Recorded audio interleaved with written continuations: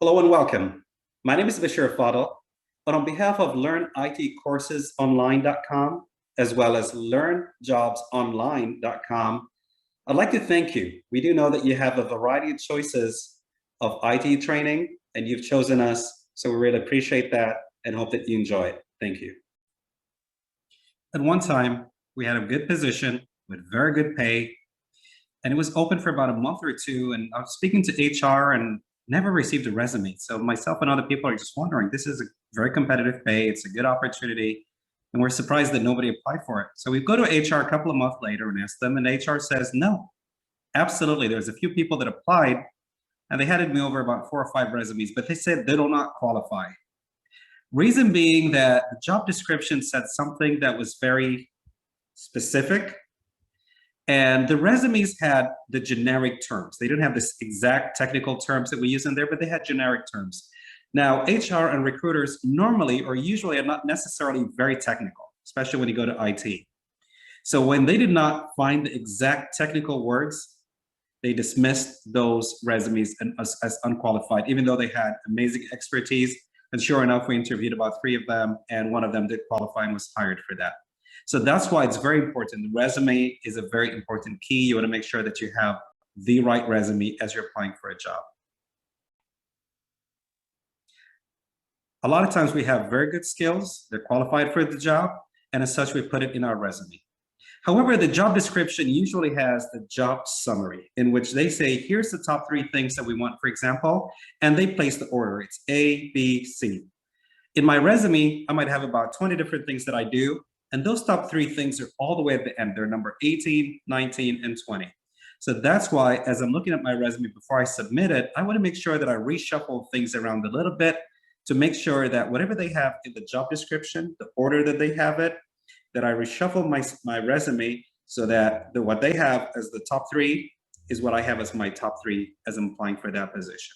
So it's important to kind of rearrange your resume as you're applying for positions based on the summary of the job description. Again, my resume is kind of an inventory or summary of all the experience that I have. So it has a lot of points. But when I'm applying for a job, I want to make sure that I look at the job description closely and pinpoint the keywords and the repeated words. So there's the word that's repeated. For example, they're looking for someone that knows Python this, Python that, Python that. Well, when you look at my resume, I have 10 different points, and number 8 and 9 are Python. Directly, I want to move it all the way up. And also in the summary of my resume, I want to make sure that I have it up there. So words, especially those that are repeated multiple times, and keywords in the beginning, essential words, make sure you have those in your summary in the same order that they have it in the job description. And also when it comes to the points, that you want to make sure that you have them kind of in the order of priority that they have them as well. One time there was someone that was applying for a project manager's position. They've had 4 years of experience, but before that, they were a teacher. Then they went and got their PMP. So the question was in the interview about, well, how does a teacher prepare to be a project manager? How did that transition happen? Again, I could describe it, or an average person would describe it as a teacher. I used to teach kids of this, middle school or high school and help them with their homework and so on and so forth. But that person very strongly was able to pinpoint and phrase it in a very powerful way about, as a project manager, you're coordinating teams, you're training, you're cross-training, you're putting all this agile, group together, and you're making sure that you have the stakeholders communicating with your business. And as a teacher, this is pretty much what I did. They were able to talk about the curriculum and how they set it up. And so the way they phrased it made them sound like an amazing asset, and they definitely got the job. And that gave them that additional push as well. So you want to make sure when you're phrasing your background, maybe you were a teacher, maybe you're an accountant, and now you're applying as a developer, as an administrator. Well, the fact that I'm an accountant means that I'm very good with numbers, very detail oriented, and as such, I care about X, Y, and Z. The fact that I worked in the service industry, that means that I'm very good with customer service, and I care about the customers, and I care about our people and how the business grows. I care about the different teams and how their requests and incidents and tickets are handled. So always phrase the words of whatever your early experience is, especially if it's not in the same field. A lot of people, especially in IT, are coming from a different field. Make sure that you use the right words to express express what you're trying to say, rather than getting into details such as, well, I used to work in a restaurant and cook food and sell it. Focus on the service part of it and how you were able to handle requests within a certain time and how you cared about the customers, things that would translate into any company and any environment rather than things that do not translate. So phrasing those skills in your resume, especially a past experience that might not be directly related, is very key and very important. There's a very long, interesting debate on how many pages should the resume be. Some people are saying it should be 1 page to the point. Other people say emphasize your experience and it should be at least 3 to 5 pages. Well, here's my take on it. Is you start with the structure. The structure should be there. And when we look at the template a little bit later in this session, we're going to see what that skeleton is, what those main points are. In other words, I should start with a summary, and the summary should immediately drive the point that I'm qualified for this position. Your position says you need someone that knows 1, 2, 3. My summary starts out by saying that I have experience in 1, 2, and 3. And then after that, your work experience, your education, and so on, as we'll see in the template. So the number of pages is not necessarily a major issue, whether it's 1 page or 3 pages.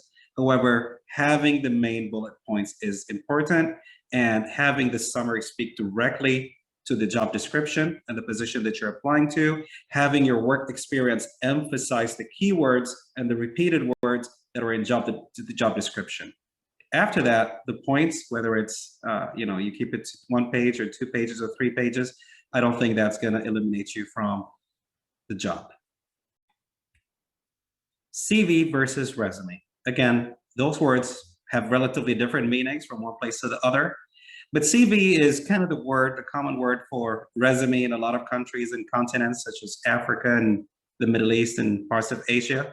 And there are certain expectations. In my CV, quote unquote, resume, I would put my date of birth, I would put my religion and faith, I would put whether I'm married or single. Information that if you're applying in the United States of America is a big no, it's a crime. You cannot put that information in your resume. You do not put your date of birth or how old you are. You don't put your marital status. You don't put your religion, but you focus on a structure based on the template, which basically emphasizes a summary that shows your technical skill and background, the different job experience that you have, the different educational background that you have and certificates. So things that are specific and speak specific to your preparation for that position. So I just want to highlight that if you're using a CV or an older template of a CV, make sure you definitely need to kind of format that if you're applying for a position in the United States of America. When building a resume, there's a lot of applications out there, basic applications, simply like Microsoft Word, where you can click New and then type in resume for the template, and you're going to find a lot of templates. Any of those templates are good enough for any position that you're applying for. Most importantly, is the structure. So don't hesitate to use any of those, whatever the preference might be, and it should work for what you're applying for. The template, the images might differ a little bit. The colors might differ a little bit, whether you choose it or you have someone professionally do it. That's up to you. However, it should always kind of flow in this order and have at least those components. Number 1, your contact information, which is your name, address, telephone number, email, even profiles such as LinkedIn and so on. Number 2, right after that should be a summary. A summary should be about 3 lines plus minus. Remember, not only does it summarize your skill set, but it highlights the job description summary. So when the recruiter reads it, when the manager reads it, they're saying this is exactly what we're looking for because it matches pretty much the same structure of what their job description is.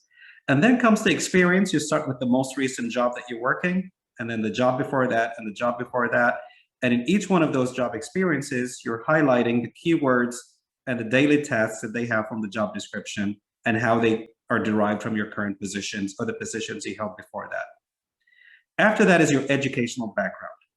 Your educational background, you want to highlight what you have completed in terms of college degrees. If you're attending a course at college at this time, your third year of university, then you put pursuing this degree or that degree. If you have an expected date of graduation, then you would highlight that as well. Skills and certifications. So that is where if you have any diplomas, if any certificates, then that is where you would want to mention it. That is where you want to highlight it. And then activities. There's a lot of activities that not necessarily directly, but maybe even indirectly might kind of strengthen what I'm applying for. So if I have something that has to do with customer service, then if I've worked in any service related industry, some certificate that I get, such as Employee of the Month, might bring big value to what I do in customer service. If I'm applying to something that has to do with project management, some certificate of work that I've done, even if it's a nonprofit organization that I subscribe to, could be of great value that I add in there. So this should be kind of the shell, the skeleton of our resume.